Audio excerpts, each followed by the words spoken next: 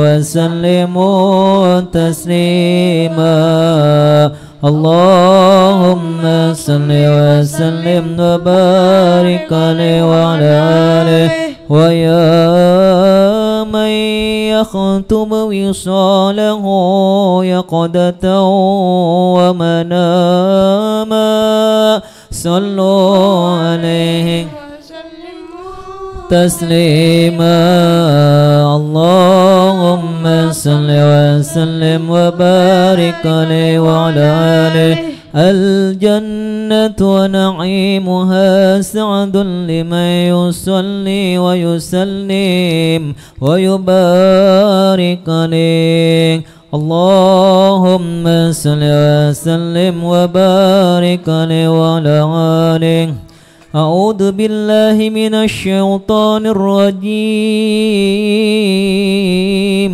لقد جاءكم رسول من أنفسكم عزيز عليه ما عنتم حريص عليكم بالمؤمنين رؤوف رحيم فإن تولوا فقل حسبي الله لا إله إلا هو عليه توكلت وهو رب العرش العظيم إن الله وملائكته يصلون على النبي يا أيها الذين آمنوا صلوا عليه وسلموا تسليما اللهم صل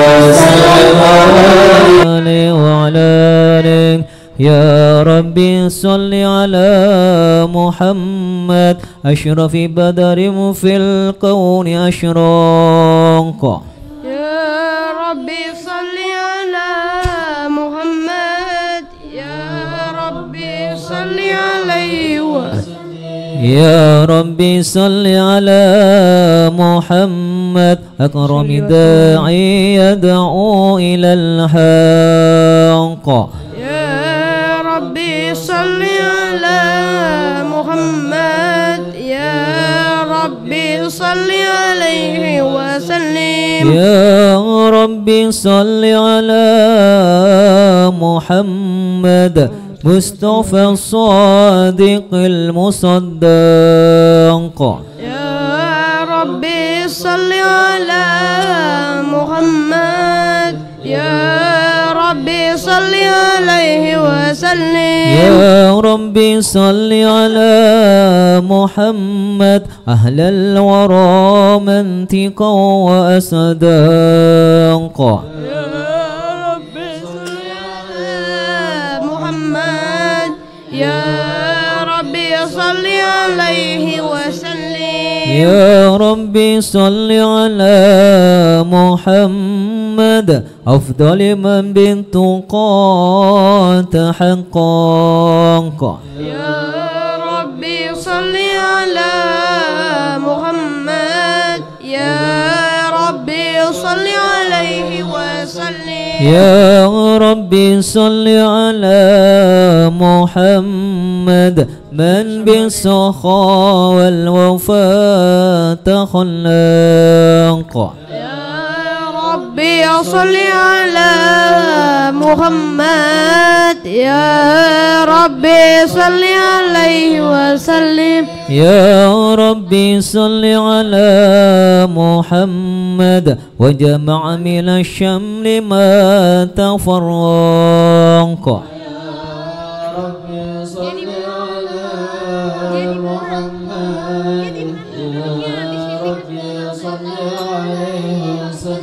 يا ربي صل على محمد واسلم وسهل ما قد تعوق يا ربي صل على محمد يا ربي صل عليه وسلم يا ربي صل على محمد محمد وافتح من الخير كل مغلق.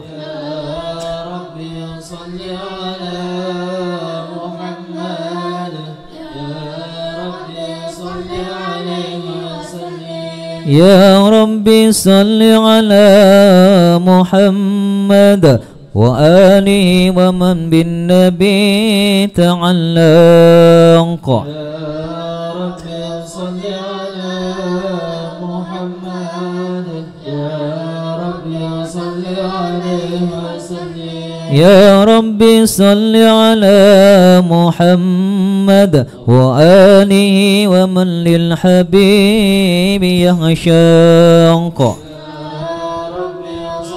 على محمد يا ربي صل عليه وسلم. يا ربي صل على محمد ومن بحبل النبي توثق. يا ربي صل على محمد يا ربي صل عليه وسلم. يا ربي صل على محمد يا ربي صل عليه وسلم. يا ربي صل على محمد يا ربي صل عليه وسلم. اللهم صل وسلم وبارك عليه وعلى آله. بسم الله الرحمن الرحيم. الحمد لله القوي سلطانه والواضح البرهان المبسوط في الوجود كرمه وإحسانه. تعالى مجد وعظم شانه خلق الخلق لحكمة وتوى عليها علما وبسط لهم من فائد المنة ما جرت به في أقداره القسمة. فأرسل إليهم أشرف خلقه وأجل بيده رحمة تألقت إرادته الأزلية بحلق هذا العبد المحبوب فانتشرت آثار شرفه في عوالم الشهادة والغيوب. فما عجل هذا المن الذي تكرم به المنان وما أعظم هذا الفضل الذي برز فيه برز من حضرة الإنسان صورة كاملة ظهرت في هيكل محمود فدعت بوجودها قناف الوجود ودرزت برد العوالم طراز التكريم. اللهم صل وسلم أشرف الصلاة والتسليم على سيدنا ونبينا محمد الرؤوف الرحيم. اللهم صل وسلم وبارك عليه وعلى آله. يا سيدنا ساداتي يا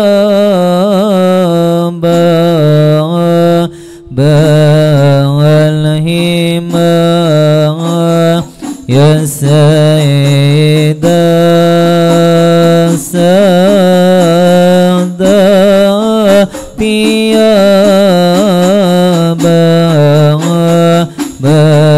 والهمة يا من على يا من على يا من على راس للكرام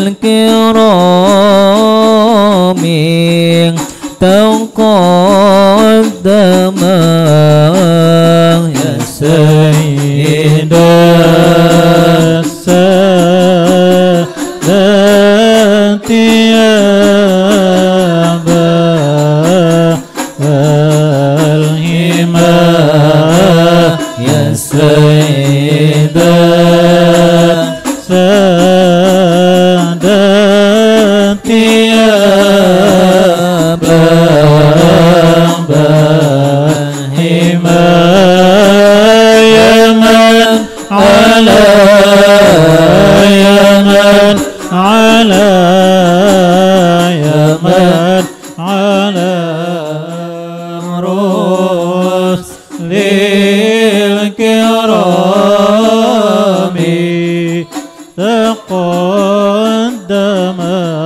وسوف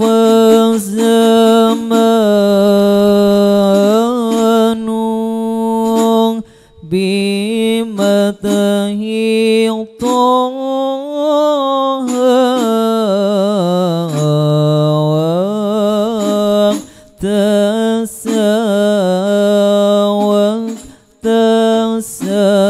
وسوف الزمان بمدحه طه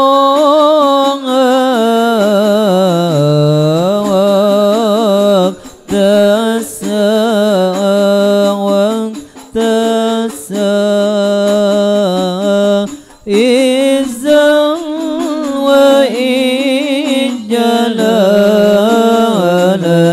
إذا وإن جلالا عزا وإن جلالا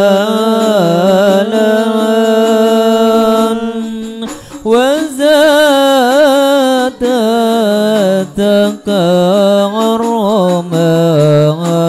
يا سيد السادات يا باب الحمى يا سيد السادات يا باب الحمى يا من على يمن على يمن على رسل الكرام تقدم وجرى بطلعة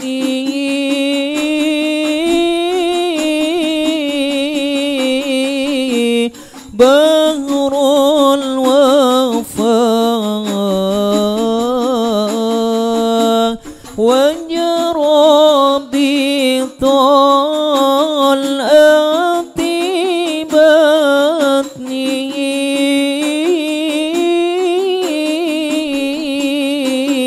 بطنه بهر الوفاء وجرى بطلعة بطنه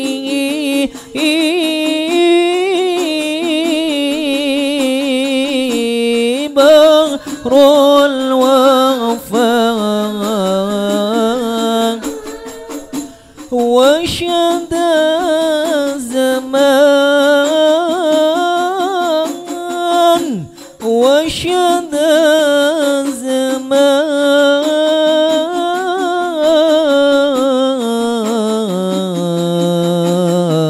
الزمان بمدحه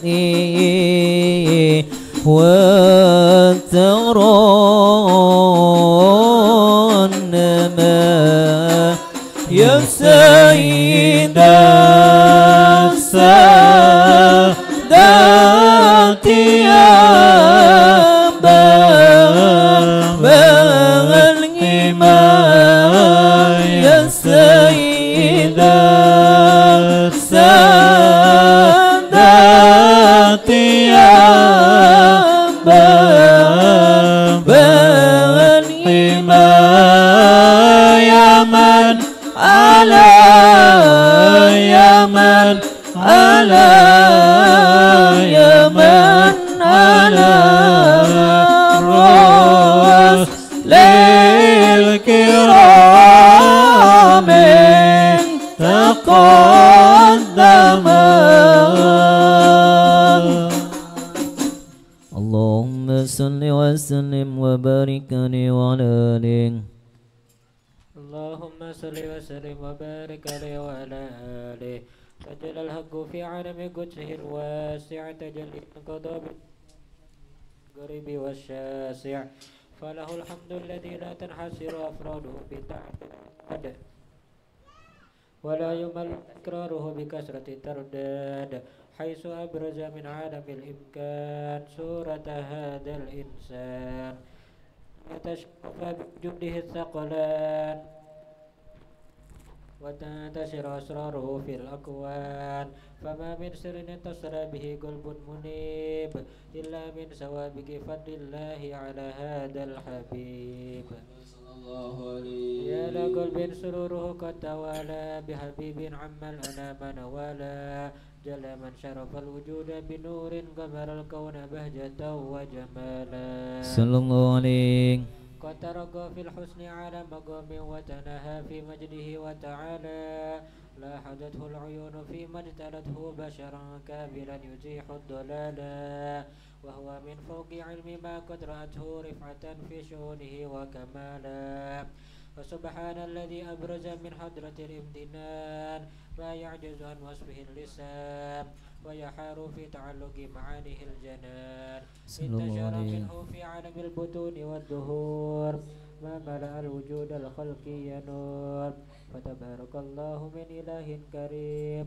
بشرتنا آياته في ذكر الحكيم ببشارة لقد جاءكم رسول من أنفسكم عزيز عليه ما عنتم حريص عليكم بالمؤمنين رؤوف رحيم فمن فاجأته هذه البشارات وتلقاها بقلب سليم فقد هدي إلى صراط مستقيم اللهم صل وسلم أشرف الصلاة والتسليم على سيدنا ونبينا محمد الرؤوف الرحيم اللهم صل وسلم وبارك عليه وعلى آله اللهم صل وسلم وبارك عليه وعلى آله وأشهد أن لا إله إلا الله وحده لا شريك له شهادة تغرب بها اللسان عما تضمنه الجنان من التصديق بها والإذعان تثبت بها في الصدور من الإيمان قاعده وتدوم على أهل اليقين من سر ذلك الإذعان والتصديق شواهده وأشهد أن لا سيدنا محمد العبد الصادق في قوله وفعله والمبلغ عن الله ما أمره بتبليغه لخلقه من فرضه ونفله صلى الله عليه أرسله الله للعالمين بشيرا ونذيرا فبلغ الرسالة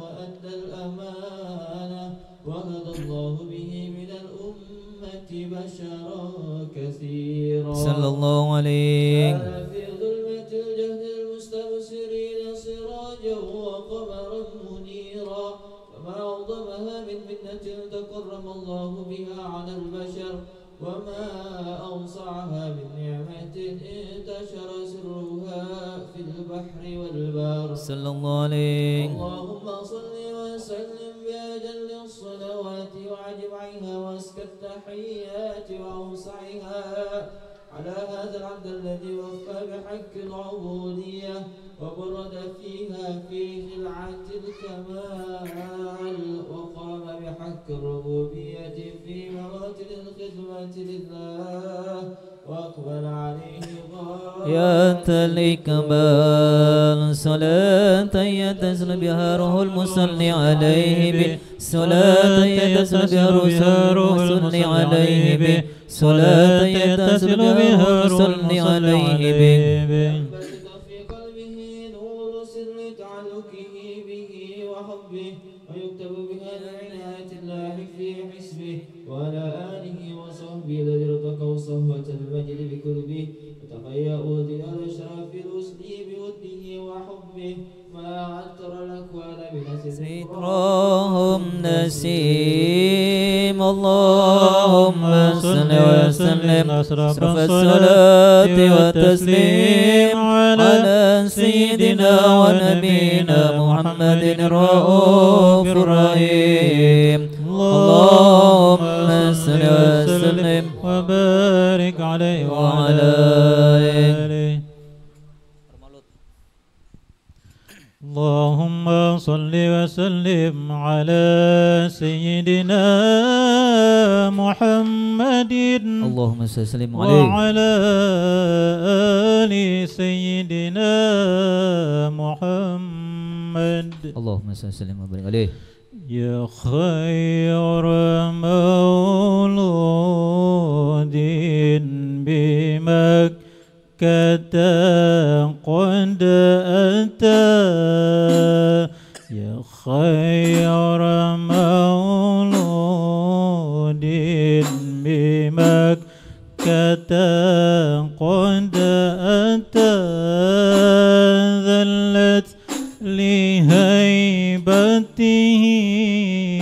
جميع خصومه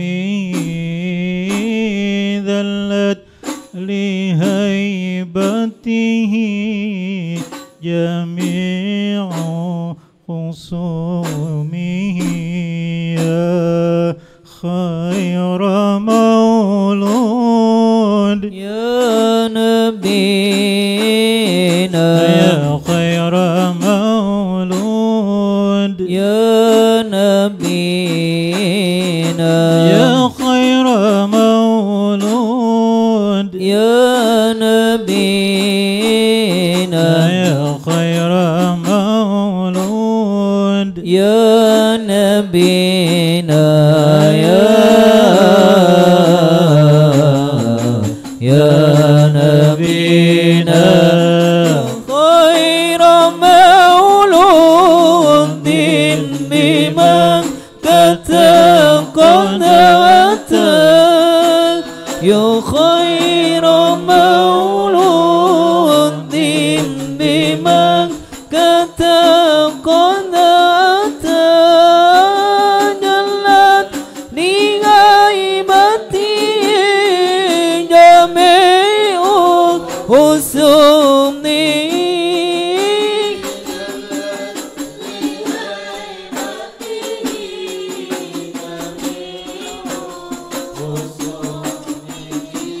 يا خير مولود يا نبي يا خير مولود يا خير مولود يا خير مولود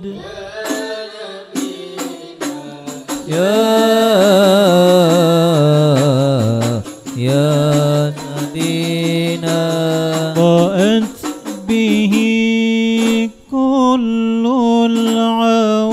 العوالم جهرة والكون أصبح مشرقا بقدومه ضاءت به كل العوالم جهرة والكون أصبح مشرقا بقدومه يا خير مولود يا نبينا يا خير مولود يا نبينا يا خير مولود يا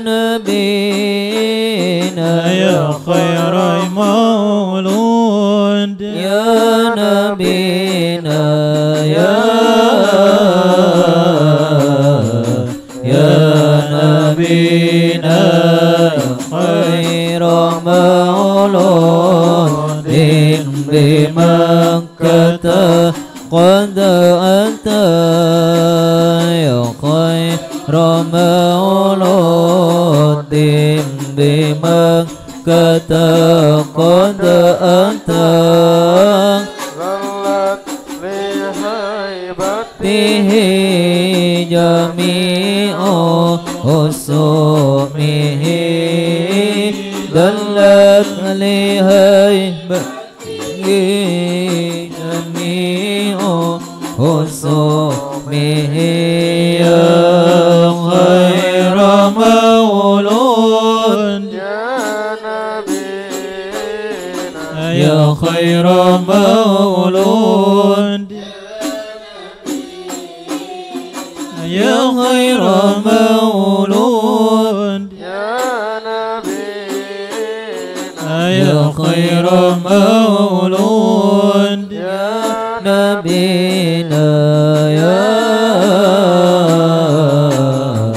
يا نبينا هذا الحبيب المصطفى طه الذي كل العوالم قد بدت من نوره هذا الحبيب المصطفى طه الذي كل العوالم قد بدت من نوره يا خير مولود يا خير مولود يا خير مولود يا نبينا يا خير مولود يا نبينا يا نبينا يا خير مولود بمكة قد أتى يا خير مولود بمكة قد أتى دلت لهيبته جميع حسومه دلت لهيبته جميع حسومه يا خير مولود يا نبينا يا خير مولود نبينا يا خير مولود يا نبينا يا خير مولود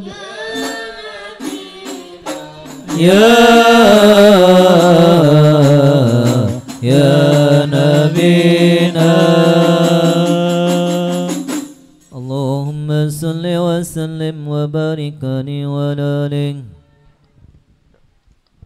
اللهم صل وسلم وبارك عليه وعلى آله أما بعد فلما تعلقت إرادة الله في العلم القديم بظهور أسرار التخصيص للبشر الكريم بالتقديم والتكريم نفذت القدرة الباهرة بالنعمة الواسعة والمنة الغامرة فانفلقت بيدة التصوير في العالم المطلق الكبير أن جمال المشهود بالعين حول لوصف الكمال المستملك المسلم الحسن التام والزين وتنقل ذلك الجمال الميمون في الأسلاب الكريمة والبطون وما من صلب ضم إلا وتمت عليه من الله النعمة فهو القمر التام الذي يتنقل في بروج لتشر به موطن تكراره وموضع خروجه وقد قضت الأقدار الأزلية بما قضت وتحرت بنسر هذا النور ما أثرت وحسست به من حسست فكان مستقره في الأسلاب الفاخرة والأرهام الشريفة الطاهرة حتى برز في علم الشهادة بشر لا كالبشر ونورا هير الأفكار ظهور وبهر في هذا الكرطس والدي من عجائب ذلك النور معروف وإن كانت الألسن لا تفي وشر بغشار أوصاف ذلك الموصوف تسويقا للسامعين من خواص المؤمنين وترويها للمتعلقين بهذا النور المبين وإلا فأنا ضرب الأقلام أنا شعور خير الأنام ولكن هزني لا تطوين ما حفظته من سير أشراف المخلوقين وما رمه الله به بالمورد من الفضل الذي أما العالمين وبكيت رايته في الكون منشورا على مرز مر الأيام والشهور والسنين داعي تعلق بهذه القدرة الكريمة ولا تشوق إلى سماء أوصاف العظيمة ولعل الله يهدي المتكلم والسامع ولعل الله يهدي المتكلم والسامع ولعل الله يهدي المتكلم والسامع فيدخلني في شفاعة هذا النبي الشافي ويتروهان بروح ذلك النعيم اللهم صل وسلم أشرف الصلاة والتسليم على سيدنا ونبينا محمد الرؤوف الرحيم اللهم صل وسلم وبارك عليه وعلى آله اللهم صل وسلم وبارك عليه وعلى آله صلى الله عليه الكلام يخط ما حركت فيه الأنامل مما استفاده فهو من صفات هذا العبد المحبوب الكامل وشمائله التي أرسل الشمائل وهنا حسن أن نثبت ما بلغ إلينا في شأن هذا الحبيب من أخبار وآثار صلى الله عليه تشرف بكتابة القلم والقرطاس وتتنزه في حدائقه الأسماع والأبصار وقد بلغنا في الأحاديث المشهورة أن أول شيء خلقه هو النور الملأ في هذه الصورة صلى الله عليه هذا الحبيب أول مخلوق مرد في العالم منه تفرع الوجود خلقا بعد خلق فيما حدث وما تقادم وقد أخرج عبد الرزاق بسنده عن جابر عبد الله الأنصاري رضي الله عنهما قال قلت يا رسول الله بأبي وأمي أخبرني عن أول شيء خلق الله قبل الأشياء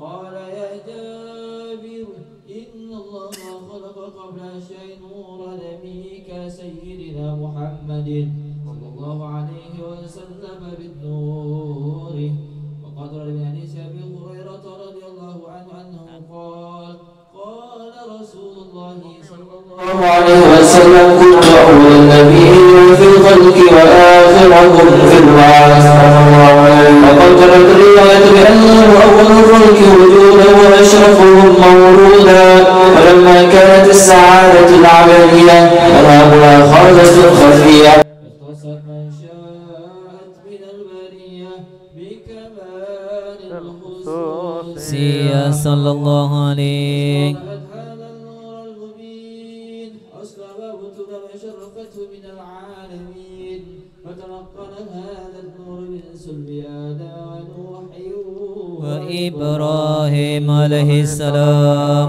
وصلته يد العلم القديم إلى من خصصته بتكريم أبيه الكريم عبد الله بن عبد المطلب ذي القدر العظيم وأمه التي هي في المخاوف آمنة السيدة الكريمة آمنة فتلقاه سب عبد الله فألقاه إلى بطنها وضمته أحشاؤها بمعونة الله محافظة على حق هذه الدرة وصونها صلى الله عليه برعاية الله كما ورد عنها حملا خفيفا لا تجد له ثقلا ولا تسكن منه ألما ولا عللا صلى الله عليه مر شهر بعد شهر من حمله وقرب وقت بلوغه فيوضات فضله وتنتشر فيه آثار مجده الصميم. اللهم صل وسلم أشرف الصلاة والتسليم على سيدنا ونبينا محمد الرؤوف الرحيم. اللهم صل وسلم وبارك عليه وعلى آله.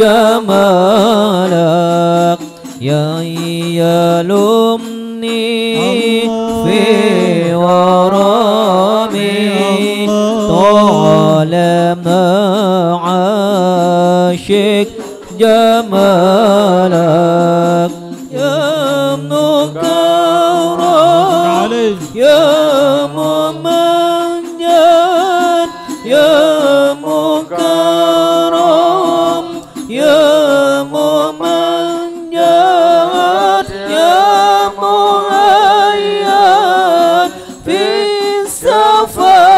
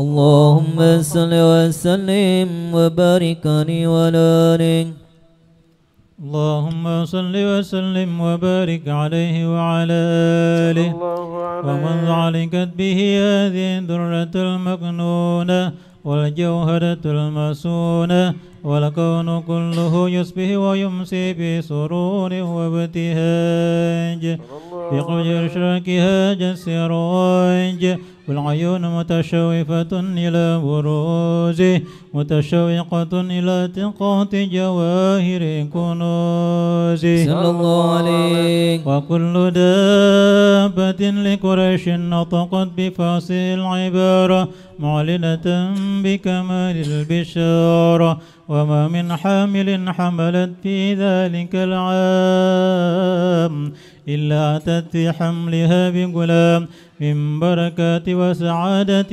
هذا الإمام صلى الله عليه. ولم تر الأرض والسماوات متضمنة بطر الفرح بملاقاة أشرف البريات وبروزه من عالم الخفاء إلى عالم الظهور ونقله في البطون والظهور وظهر الله في الوجود بهجة التكريم وسط في العالم الكبير التشريف والتعظيم ببروز هذا البشر الكريم. اللهم صل وسلم الصلاة والتسليم على سيدنا ونبينا محمد الرؤوف الرحيم. اللهم صل وسلم وبارك عليه وعلى آله.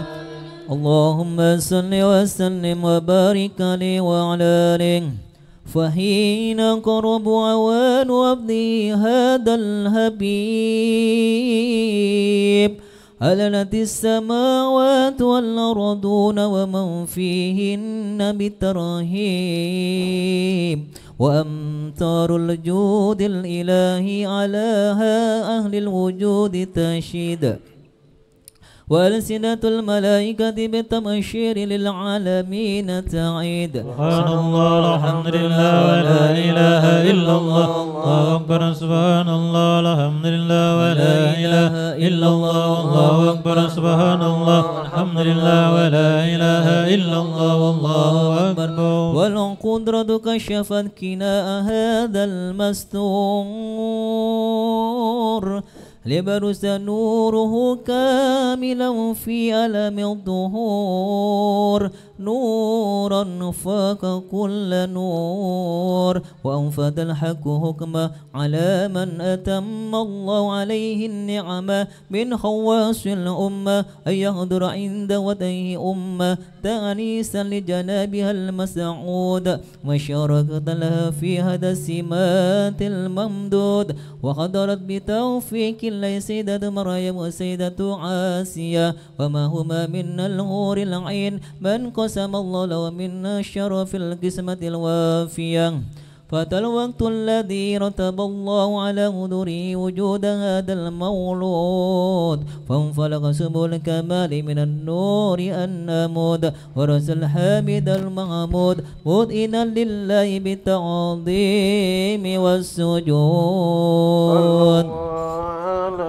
محمد صلى الله عليه وسلم صلى الله على محمد صلى الله عليه وسلم صلى الله على محمد يا ربي صل وسلم يا نبي سلام عليك يا رسول سلام عليك يا حبيب السلام عليك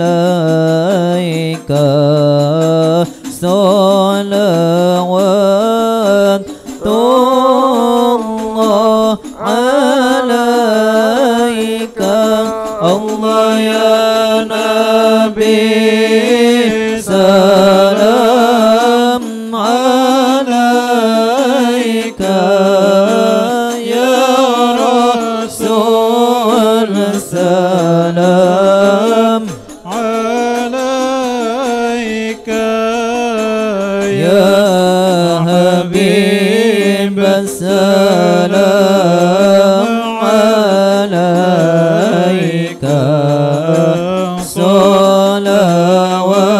صلوات الله عليك أشرق الكون ابتهاجا بوجود المصطفى أحمد ونئان الكون أنس وسرور قد تجدد الله يا نبي سلام عليك يا رسول سلام عليك يا حبيب السلام عليك صلوات الله عليك فتربوا يا أشاني وهزار اليوم ورد وستضيء بجمال فوق في الحسن تفرد الله يا نبي سلام عليك يا رسول سلام عليك يا حبيب السلام عليك صلوات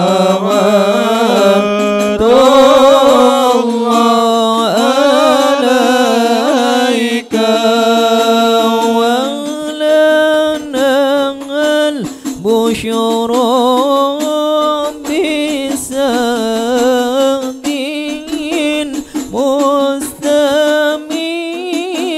مستمر ليس ينفد حيث أوتينا طاعا جمع الفقر المؤبد الله يا نبي سلام عليك يا رسول سلام عليك يا حبيب السلام عليك صلوات الله عليك مرحبا يا رسول الله أهلا مرحبا بك إن بك نسعد مرحبا مرحبا يا نور عيني مرحبا مرحبا جند حسيني مرحبا وبجاهي يا إلهي مرحبا جود وبلغ كل مقصد مرحبا مرحبا يا نور عيني مرحبا مرحبا جد حسيني والصلاة الله تغشى أشرف الرسل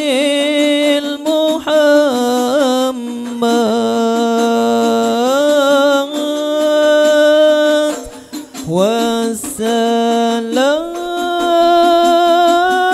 والسلام مستمر كل حين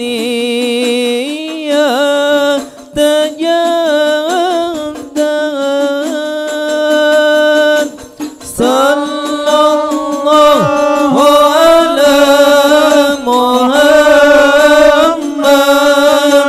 مرحبا صلى الله عليه وسلم مرحبا صلى الله على محمد مرحبا يا ربي صل وسلم مرحبا اللهم صل وسلم وبارك عليه وعلى آله اللهم صل وسلم وبارك عليه وعلى آله صلى الله عليه صلى الله عليه وسلم من محاسن الأخلاق لما تليق عن كتابته وجود الأوراق كان حبيبنا صلى الله عليه وسلم وبارك عليه خلقا وخلقا وأولهم إلى مكارم الأخلاق سبقا وأوسعهم بالمؤمنين حلما ورفقا برا رؤوفا لا يقول ولا يفعل إلا معروفا له الملك السحد والأرض المهتوي على المعنى الجد إذا دعاه المسكين أجابه إجابة معجلة صلى الله عليه. وهو له الشفيق الرحيم باليتيم والأرملة وله مع شهورة أخلاقه الهيبة القوية التي تبتعد منها فرائس الأقوياء من البرية وبنسبة به تعترك الدروك والمنازل وبأرف ذكره تطيبت المجالس والمحافل صلى الله عليه. وهو صلى الله عليه وسلم جامع الصفات الكمالية والمنفرد في خلقه وخلقه بأشرف خصوصية فما من خلق في البرية محمود إلا وهو متلقى عن زين الوجود صلى الله عليه. أجملت في وصف الحبيب وشانه وله الأولى في مجده ومكانه وصف عيد قد تعالى مجدها أخذت على ندب السها بعنانه صلى الله عليه.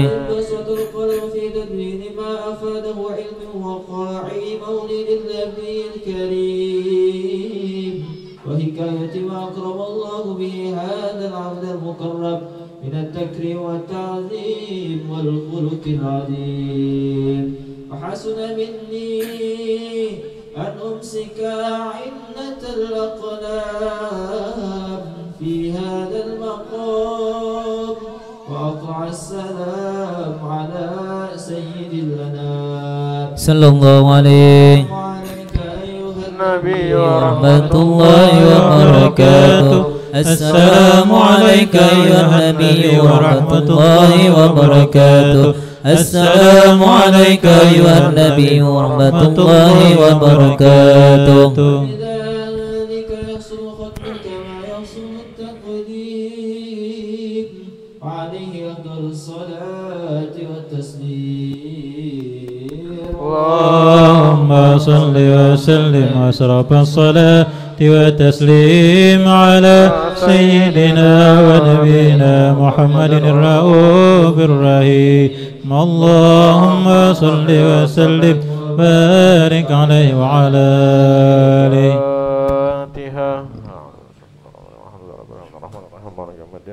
إياك نعبد وإياك نستعين اهدنا الصراط المستقيم صراط الذين أنعمت عليهم غير المغضوب عليهم ولا الضالين. بسم الله الرحمن الرحيم. الحمد لله رب العالمين والصلاة والسلام على أشرف الأنبياء والمرسلين سيدنا ومولانا محمد وعلى آله وصحبه أجمعين. اللهم اغفر لنا ذنوبنا ولوالدنا ولمشايخنا ولمن أحب إلينا وأحسن إلينا ولمن أوصانا بالدعاء. اللهم أحسن عقوبتنا في أمور كله وأجرنا من خزي الدنيا وعذاب الآخرة. ولما نظم في كل من درار أوصاف محمد ينقودا توجهت إلى الله متوسلا بسيد وحبيب محمد صلى الله عليه وسلم أن يجعل سيفي مشكورا وفي فيه محمودا وأن يكتب عملا في العمل مقبولا والتوجه في التوجهات الخالصة وصلات الموصولة. اللهم يا من إليه تتوجه الأمال فتعود ظافرة وعلى باب عزته تعود ريحان فتخشى منه فيوضة غامرة. أتوجه إليك بأشرف وسيل لديك سيد المرسلين عبدك الصادق الأمين سيدنا محمد الذي عمت رسالة العالمين أن تصلي وتسلم على تلك الذات الكاملة واستعود أمانتك وعافية سرك وعمل رعاية دعوتك الشاملة. الأب الأكبر المحبوب لك ومخصص بشرف الأفخر في كل موطن من مواطن الكروب ومظهر قاسم أمدادك في عبادك وساكك وسير رشادك لعبادك سيد الكونين وأشرف الثقلين العبد المحبوب الخالص المخلوق اللهم صل وسلم وعلى آله وأصحابه وعلى حضرات اقترابه من أحبابه. اللهم إنا نقدم إليك جاه هذا النبي الكريم ونتوسل إليك بشرف مقام العظيم أن تلاحظنا في حركاتنا وسكناتنا بعين عنايتك وأن تحفظنا في جميع أطوارنا وتقلباتنا بجميع رعايتك وحسن وقايتك أن تبلغنا من شرف القرب إليك وإلى الأحد الحبيب غاية آمالنا وتقبل منا ما تحركنا فيه من نياتنا وعملنا وتجعلنا في حضرة هذا الحبيب من الحاضرين وفي طريق اتباعه من السالكين ولحقك وعكه من المؤدين وليعديك من الحافظين. اللهم إنا نطمع في العطية فلا تحرمنا ودورنا في وسرتنا ولا تخيبنا آمنا بك ونصرك وجاد ربي وتوجهنا بك مستشفين أن تقبل المذنب منا بالغفران أن تقبل المذنب منا بالغفران أن تقبل المذنب منا بالغفران وموسى بن حسن وسيد وما سأل ومحمد بن معمل وتجعلنا يوم نصر هذا الحبيب وزارا وظهر عم بركة وشرف وجاهة أولادنا ووالدينا والكتراتنا ووالدينا وجميع المسلمين والمسلمات والمؤمنين والمؤمنين في جميع الجهات وعدم راية الدين القيم في جميع أقطار منشورة ومعالم الإسلام والإيمان بها معمورة معنا وصورة وشفي اللهم كربة المكروبين واقض الدين المدين واغفر للمذنبين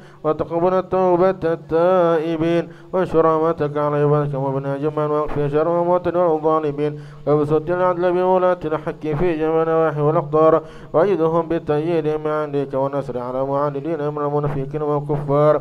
أجعلنا يا ربي في الحسن الحسين من جميع البلايا واجعلنا يا ربي في الحسن الحسين من جميع البلايا واجعلنا يا ربي في الحسن الحسين من جميع البلايا وفي عرض المكين من الظلم والخطايا وعدمنا في أعمال وطاعتك وصدق في خدمتك القائمين وإذا توفيتنا فتوفنا المسلمين مؤمنين واختم لنا منك بخير أجمعين. وصلى الله وسلم على هذا الحبيب محبوب الجسم وأرواح والقلوب وعلى آله وصحبه ومن إليه منسوب وآخر دعوانا الحمد لله رب العالمين. الفاتحة.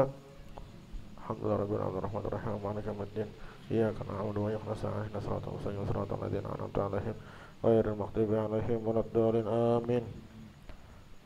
Tes 1 2 3. Jelas saja kah? Nyaringi. Tambahi lagi. Bismillahirrahmanirrahim. Assalamualaikum warahmatullahi wabarakatuh. Alhamdulillah. Alhamdulillahil fattahil alim alladhi arsyada man istafahu min ibadihi lit-ta'allum wa ta'lim وجعل العلم سباب النجاة والفوز بزلفى عند مالك العظيم يدعون إلى سبيل غفور رحيم. اللهم صل وسلم على سيدنا محمد هاديا إلى صراط مستقيم وعلى آله وصحبه ومن تبعهم بمقام العظيم. أما بعد. Alhamdulillah, kita telah dikumpulkan di Majelis Ta'lim Al-Mubarakah dan yang kita hormati para sesepuh kita dan juga para ustadz-ustadz kita dan juga para hadirin dan hadirat, bapak-bapak dan ibu-ibu.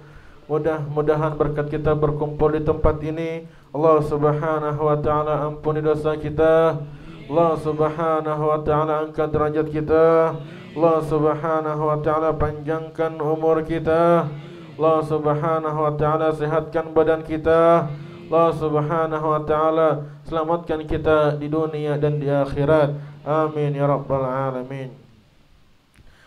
Di dalam kitab Sahih Bukhari hadis nomor 5933, di sana Rasulullah sallallahu alaihi wasallam bersabda, "Ni'matani maghmunun fihima katsirun minan nas, sihhah wal faragh." Jadi Rasulullah sallallahu alaihi wasallam bersabda, ni'matani, kata Rasulullah, ada dua nikmat yang mana banyak daripada manusia lalai dengannya. Apa nikmat itu? Yaitu sihah wal farag, yaitu kesehatan dan waktu kosong. Apa maksudnya hadis ini? Di dalam kitab Tuhfatul Ahwadhi, hadis ini dijelaskan maknahu katsirun la ya'rifu hataini ni'mataini katsirun minan nas. Banyak daripada manusia tidak tahu betapa luar biasanya dua nikmat ini. Lah, sehingga apa? Fayandamuna, sehingga mereka menyesal. Kenapa mereka menyesal? Karena mereka tidak menyiapkan bekal mereka pada dua waktu ini. Apa waktu itu? Kesehatan dan waktu kosong. Ketika ada dua waktu kosong ini, mereka tidak melakukan, mereka tidak mengingat Allah Subhanahu wa ta'ala. Coba kita lihat anak-anak zaman sekarang. Anak-anak zaman sekarang sehat, ada waktu kosong, kemana? Teras Samarinda. Apa di teras Samarinda? Pojok apa? Kemana lagi? Ke kafe. Ya kalau main TikTok. Ya Allah. Kemana lagi? Ke pasar mah. Ngapain ke pasar malam? Belinda juga gua. Ke pasar, ngapain ke pasar malam? Mencari belahan jiwaku.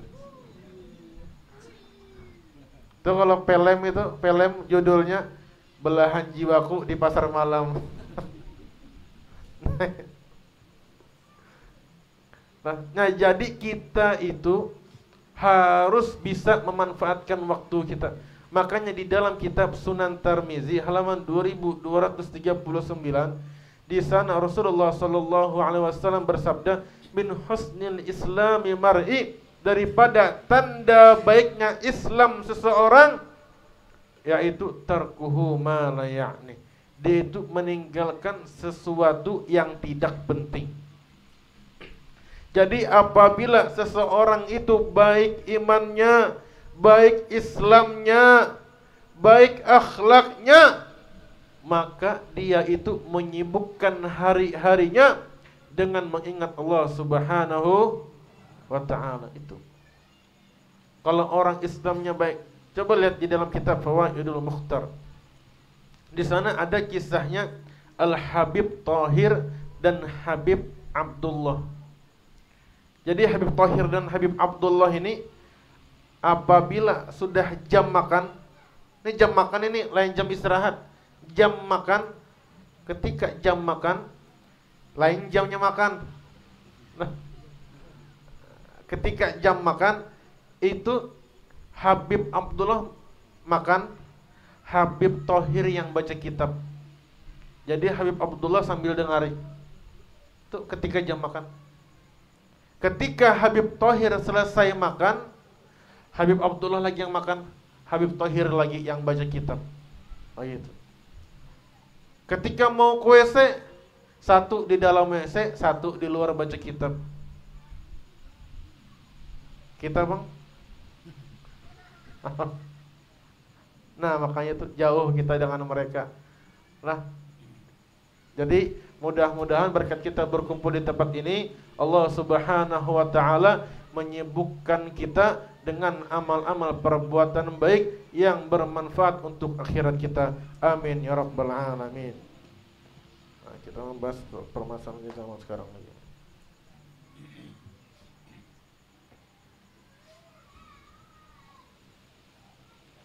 Ada sebuah permasalahan. Apakah banyak tidur di saat sedang puasa dapat dibenarkan? Kita kalau puasa Ramadan, Ada yang tidur habis subuh sampai sebelum maghrib baru bangun. Iyalah. Buka puasa, sudah buka puasa paling banyak makan. Maka buka puasanya di masjid lagi.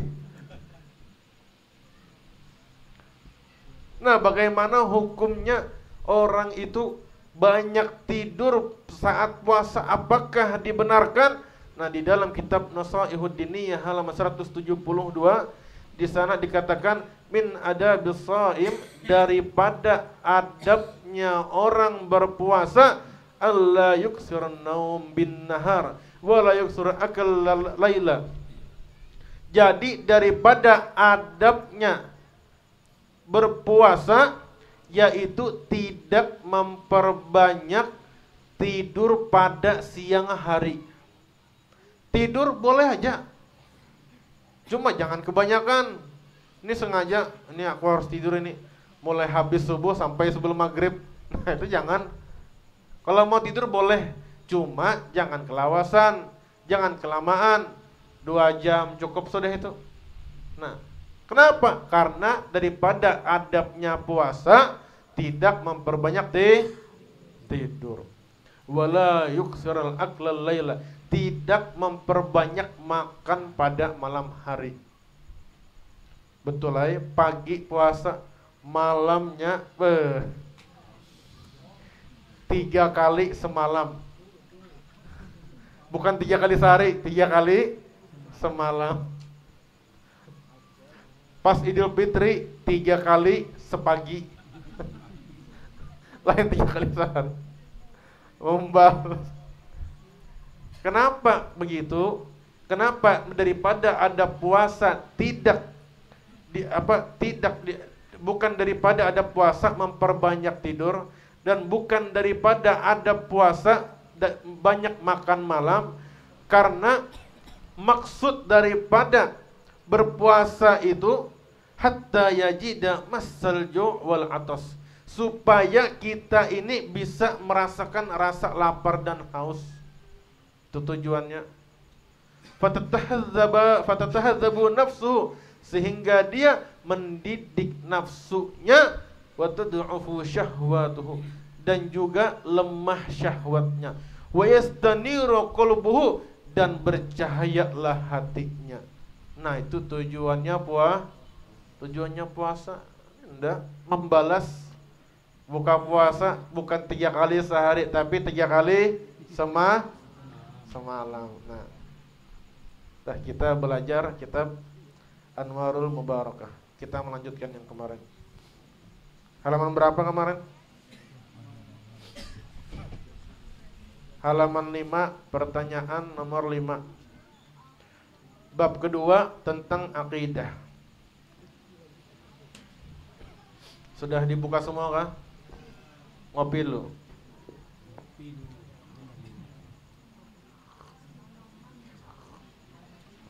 Mulai tadi pesan, baru ini datang.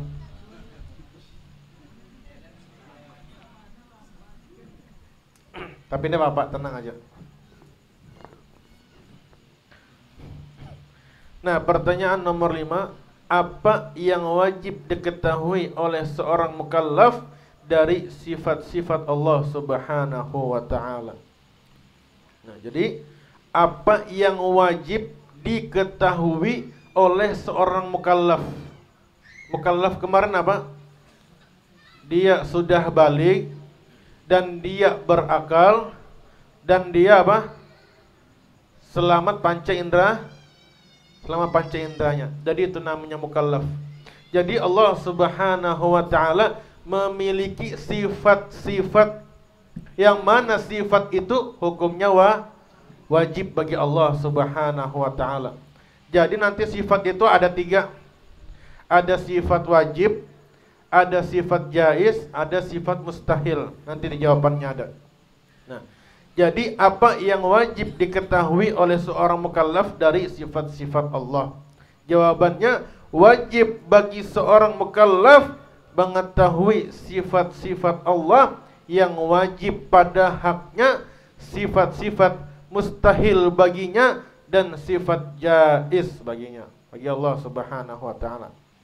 Jadi, ini saya jelaskan, wajib bagi seorang mukallaf, yaitu seseorang yang sudah balik, seseorang yang berakal, seseorang yang selamat panca inderanya, apa? Mengetahui sifat-sifat Allah Subhanahu wa taala.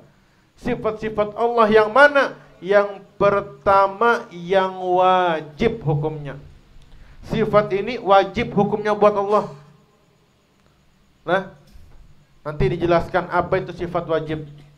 Nah, lalu ada sifat yang mustahil bagi Allah. Jadi sifat ini mustahil bagi Allah Subhanahu wa taala. Contohnya, Allah itu lemah, ajaz, lemah.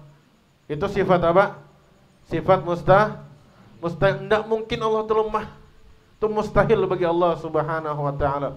Ada juga sifat jaiz. Sifat jaiz ini, jaiz itu artinya boleh. Jadi sifat jaiz itu sifat yang boleh. Allah boleh melakukan dan Allah boleh tidak melakukan. Contohnya, di dalam ayat Al-Quran, Qulillahumma malikal mulki tu'ti mulka man tasha wa tanzi'u mulka mimman tasha wa tu'izzu man tasha wa tudhillu man tasha. Wa tu'izzu, lihat di sini. Wa tu'izzu, Allah Subhanahu wa taala memuliakan yang Allah kehendaki. Wa tudhillu, dan Allah menghinakan yang Allah kehendaki. Sebuah kenyataan yang kita lihat sekarang di media sosial, ada seorang Gus, tidak usah disebut namanya, mengatakan apa? Tit, sensor kepada seorang penjual es teh.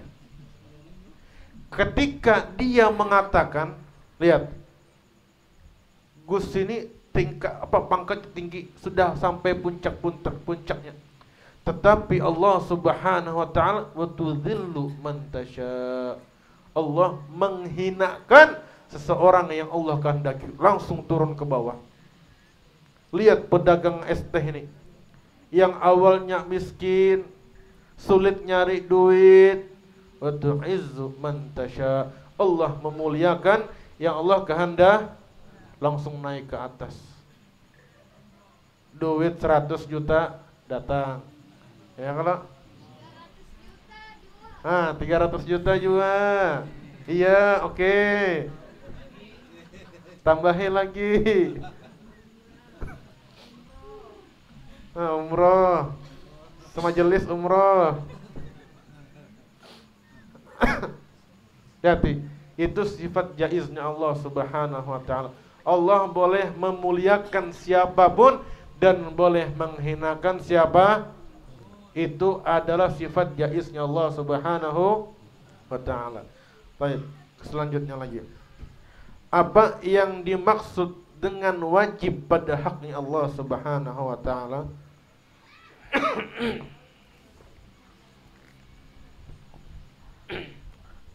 Nah, apa yang dimaksud dengan wajib pada haknya Allah Subhanahu wa taala?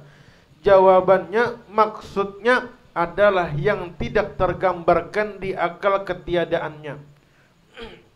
Ada sifat wajib bagi Allah Subhanahu wa taala. Sifat wajib ini adalah wajib untuk Allah Subhanahu. Apa artinya wajib itu? Nah, jawabannya, maksudnya adalah yang tidak tergambarkan di akal ketiadaannya. Jadi ada contohnya, saya kasih contoh. Garam tidak tergambar di akal kita, rasanya manis. Tergambarlah di akal kita bahwasanya garam itu manis. Tidak loh. Tapi tergambar di akal kita, garam itu apa? Asin. Itu.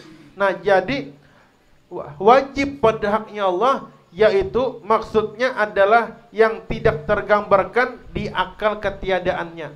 Maksudnya apa? Wajib adanya. Paham? Nah, jadi wajib pada haknya Allah yaitu wajib ada bagi Allah Subhanahu wa ta'ala. Baik. Selanjutnya lagi. Ini mudah-mudah ya. Nomor 7.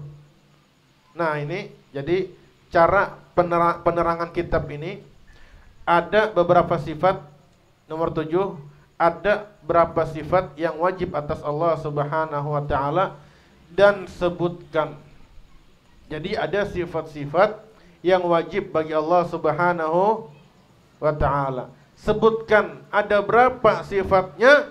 Jawabannya sifat yang wajib atas Allah Subhanahu wa ta'ala ada berapa?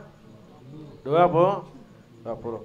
Jadi teknik kitab ini dia itu menyebutkan secara keseluruhan dulu. Lihat, ada 20 disebutkan wujud, qidam, baqa, mukhalafatul lil hawadis, qiyamu ta'ala binafsih, disebutkan seluruhnya. Nanti dijelaskan satu persatu apa itu wujud, apa itu qidam, apa itu baqa di pertanyaan-pertanyaan selanjutnya. Ini disebutkan semua. Sifat-sifat yang wajib atas Allah ada 20, yaitu yang pertama al-wujud, yang kedua al-qidam, yang ketiga al-baqa, yang keempat mukhalafatuhu ta'ala lil hawadis, yang kelima qiyamuhu ta'ala binafsih, yang keenam al-wahdaniyah, yang ketujuh al-qudrat, yang ke-8 al-iradat, 9 al-alim, 10 al-hayah, ke-11 as-sam'u, 12 al-basar, 13 al-kalam, 14 kaunuhu qadiran, ke-15 kaunuhu muridan, ke-16 kaunuhu aliman, ke-17 kaunuhu hayyan, ke-18 kaunuhu sami'an, ke-19 kaunuhu basiran, ke-20 kaunuhu mutakalliman. Itu jadi 20 sifat ini wajib bagi Allah Subhanahu wa ta'ala. Taib. Kita masuk ke pembahasan al-wujud. Apa arti sifat al-wujud? Sebutkan dalilnya.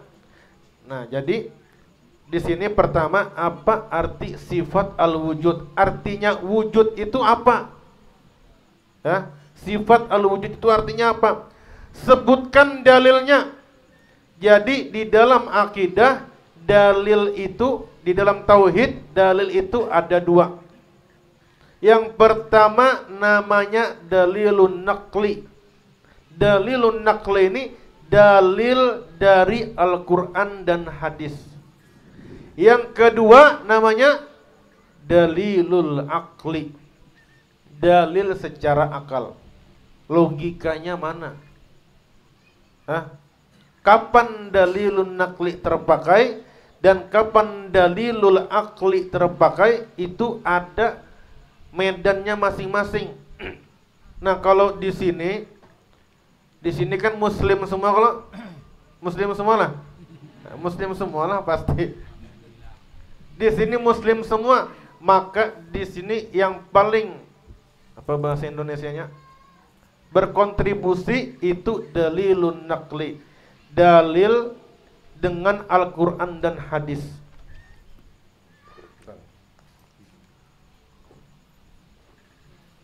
Nah, kapan dalilul aqli terpakai?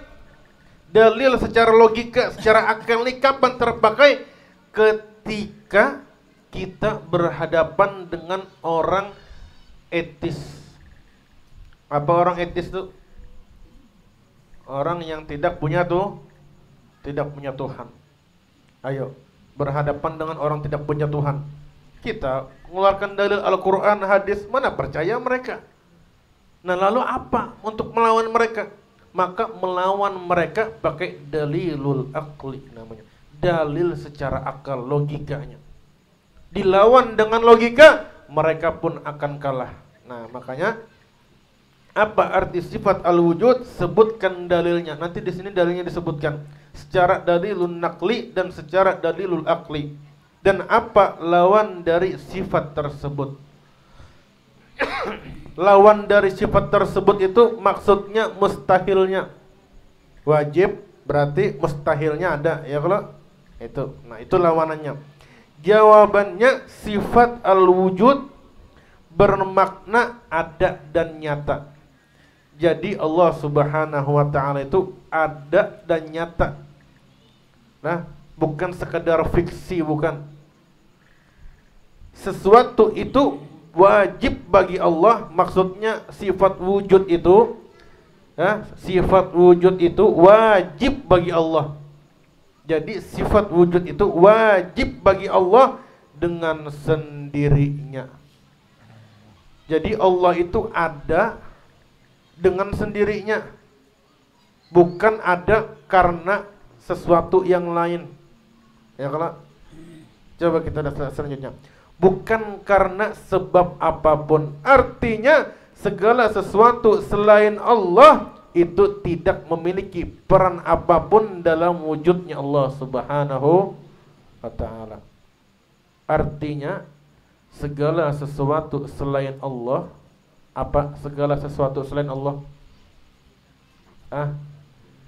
Segala sesuatu selain Allah apa itu? Segala sesuatu selain Allah yaitu makhluk. Apa itu makhluk? Masya Allah. Makhluk itu selain Allah. Jadi Allah yang selain Allah itu namanya makhluk. Makhluk itu apa? Manusia, binatang, malaikat, para nabi, para rasul, surga, neraka, arasy di atas sana. Sesuatu yang selain Allah itu adalah makhluk namanya. Jadi makhluk ini tidak memiliki peran apapun di dalam wujudnya Allah Subhanahu wa ta'ala. Jadi Allah itu ada dengan sendirinya. Cuma kita ini jangan berpikir kapan ya Allah itu ada ya, gimana ya Allah itu bisa terbentuk. Itu tidak boleh mikir itu. Jadi berpikir itu, tafakkur itu pada ciptaannya Allah Subhanahu wa ta'ala. Contohnya kita tafakkur kepada planet, bagaimana hebatnya planet itu. Nah itu. Nah lalu tidak boleh tafakkur kepada zatnya Allah Subhanahu wa ta'ala. Karena tafakkur kepada zatnya Allah itu bisa membuat kita murtad. Ini gimana Allah tuh bisa melihat kita? Jangan-jangan punya mata. Nah itu bahaya sudah itu. Tidak boleh menisbatkan Allah punya mata. Tidak boleh di situ.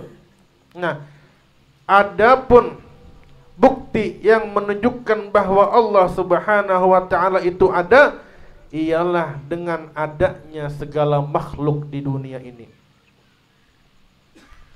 Seandainya Allah Subhanahu wa ta'ala itu tidak ada, maka tidak mungkin makhluk itu ada. Tidak percaya. Nyatanya sekarang ada orang mengatakan bahwa seluruh yang ada di bumi ini, di alam semesta ini terjadi secara apa? Kebetulan. Manusia terjadi secara kebetulan. Apalagi hewan ada secara semuanya kebetulan. Pernah ada seorang etis mau berdebat dengan Imam Abu Hanifah. Ini Imam Abu Hanifah ini kalau debat nomor 1 sudah. Siapa aja lawannya pasti kalah sudah. Jadi kata etis ini, ayo kita debat Imam Abu Hanifah. Ayo kata Imam Abu Hanifah. Tentukan tempatnya, tentukan tanggalnya, tentukan jamnya. Tempatnya di mana, tanggalnya, harinya, jamnya. Ditentukan sudah. Jam sekian, tanggal sekian, hari sekian, tempatnya di sini. Contohnya jam 1 mulainya. Mulainya jam 1. Ketika sudah mulai jam 1, Imam Abu Hanifah belum datang lagi. Jam 1 Imam Abu Hanifah belum datang lagi. Jam 2 belum datang. jam 3 belum datang, jam 4 baru datang. Bayangkan aja, ini mau debat, Imam Abu Hanifah lambat berjam-jam. Ketika Imam Abu Hanifah datang ke situ, baru masuk, diketawakan. Apa ini Imam Abu Hanifah? Katanya hebat, mau debat aja datangnya lambat. Imam Abu Hanifah naik ke atas podium, mengatakan Assalamualaikum, Alhamdulillah, dan bersalawat kepada Rasulullah. Lalu beliau meminta maaf, tadi sebelum aku kesini kapalku pecah, hancur kapalku. Tiba-tiba aku melihat pohon-pohon di pinggir sungai itu terpotong sendiri, jadi papan sendiri, tiba-tiba tersusun jadi kapal sendiri, jadi ada atapnya sendiri, ada kapalnya sendiri, terbuat sendiri. Akhirnya semua pemirsa di situ makin ketawa. Kamu ini Abu Hanifah bohong-bohong aja. Mana mungkin kapal ada dengan sendirinya? Mana mungkin batang pohon bisa terpotong sendiri? Mana mungkin dia bisa jadi papan sendiri, bisa jadi kapal sendiri? Kamu ini Abu Hanifah ngada-ngada aja, bohong-bohong aja. Diketawakan satu gedung. Kata Imam Abu Hanifah, kamu itu tidak percaya tidak ada penciptanya?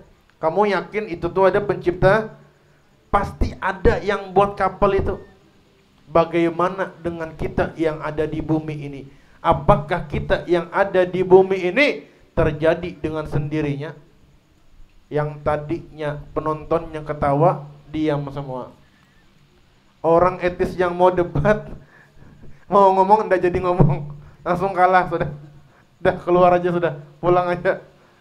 Coba lihat bagaimana Imam Abu Hanifah membungkam mereka. Itu namanya secara dalilul aqli, dalil secara akal. Coba kita lihat di dalam tubuh kita ini di dalam tubuh kita. Jantung siapa yang gerakkan? Kita kah? Allah kah? Jantung gerak, ayo gerak, jangan diam. Bisa lah kita?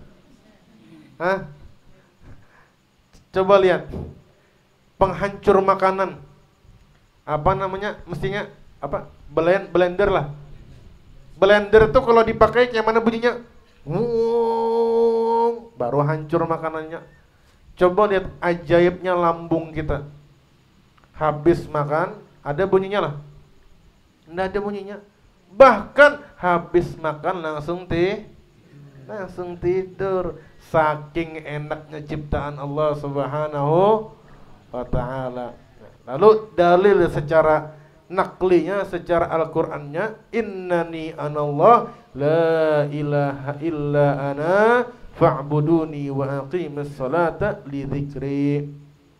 Sesungguhnya aku adalah Allah, tidak ada Tuhan selain aku, maka sembahlah aku dan tegakkanlah salat untuk mengingatku.